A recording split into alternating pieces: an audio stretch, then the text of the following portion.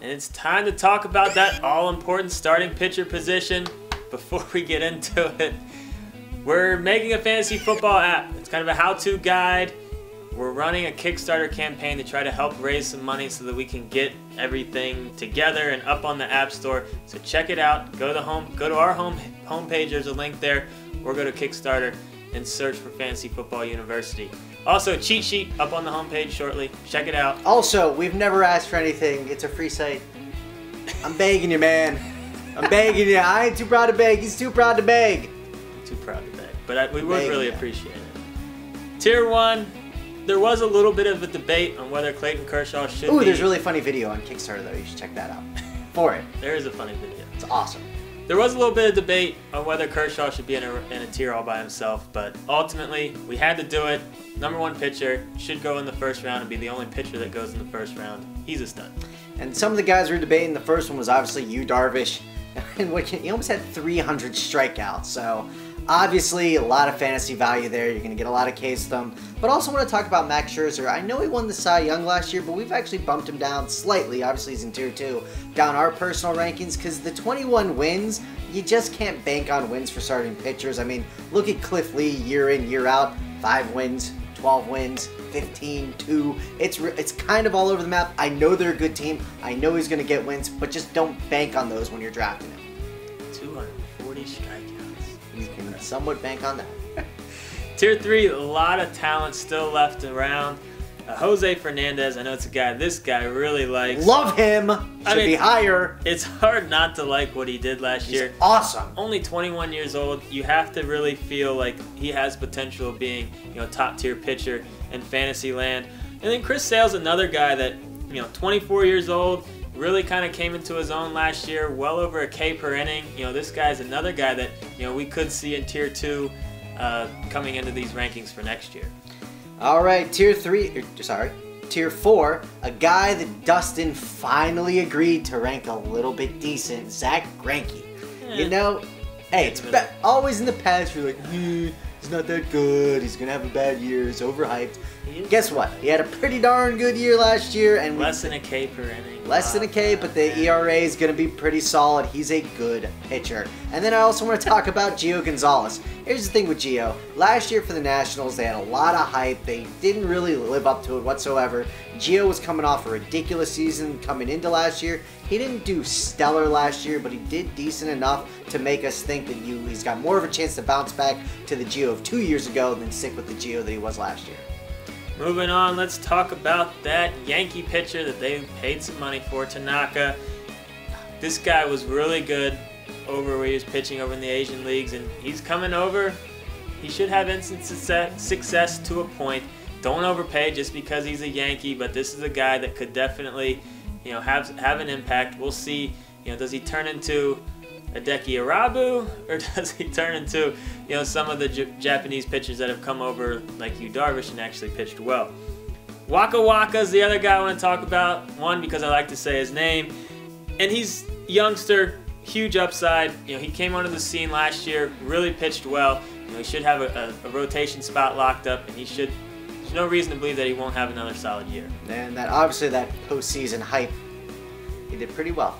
All right, the next guys, I'm going to be talking about is 2 youngsters, Garrett Cole and Tony Cingrati, and I can basically lump them together because they're young arms, high pedigree, high prospects, came to the bigs, had pretty solid years, and the things I really like about them is the K counts. I think both of them are going to be a K per inning kind of type of guys, so I think you're going to get high strikeout rates with both of them and a pretty solid ERA. Again, they're young though, so there's going to be some of those blow-up weeks, so they might be a little bit better suited for roto than head-to-head leagues. Tier 7, I want to talk about the first 2 guys in this tier. The first one is a guy I really like heading into this year, and that's Danny Salazar. He's getting a little bit of hype right now just because of how his numbers were last year. And, it's just looking at all those cybermetrics and all that stuff, it looks like his numbers should get better this year. But you got to like the lack of walks. You got to like the strikeouts. And I think, obviously, the upside is there. And then Chris Medlin, kind of a disappointment last year. Taking a look at what, he did the year before last and hoping that he brought it into this year, last year. Didn't quite happen, but he's still young enough. He's still got the upside. He's got that rotation spot locked up. He should be a guy that's definitely worth looking at in the middle rounds.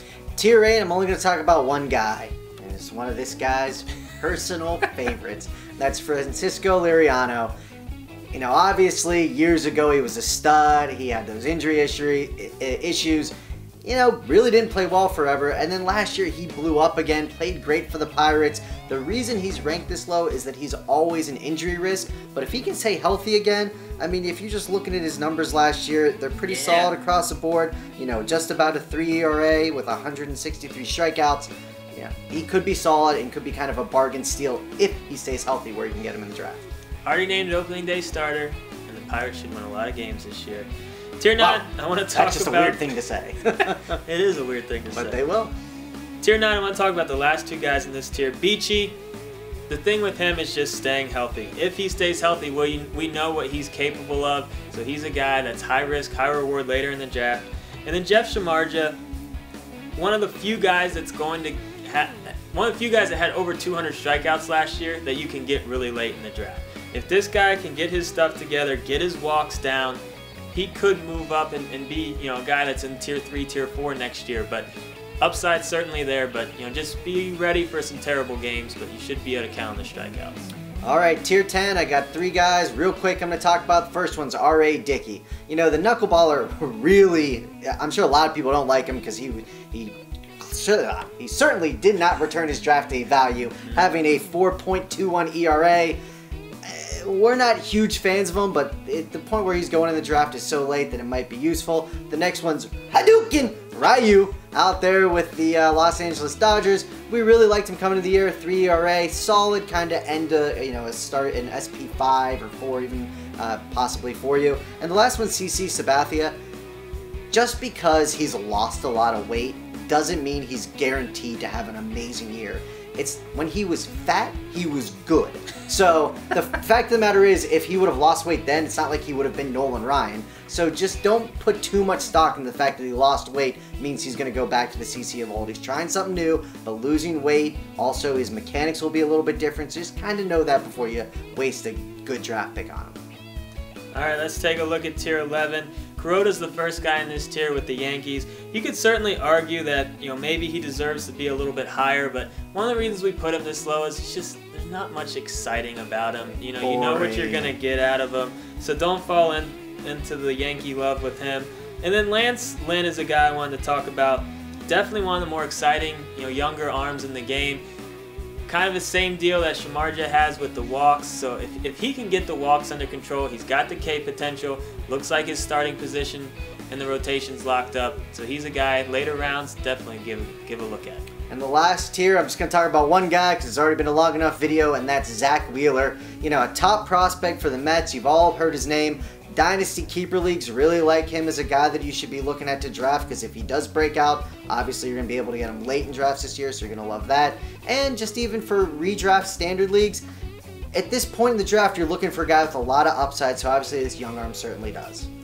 So there you have it for the starting pitchers. Check out all our other videos.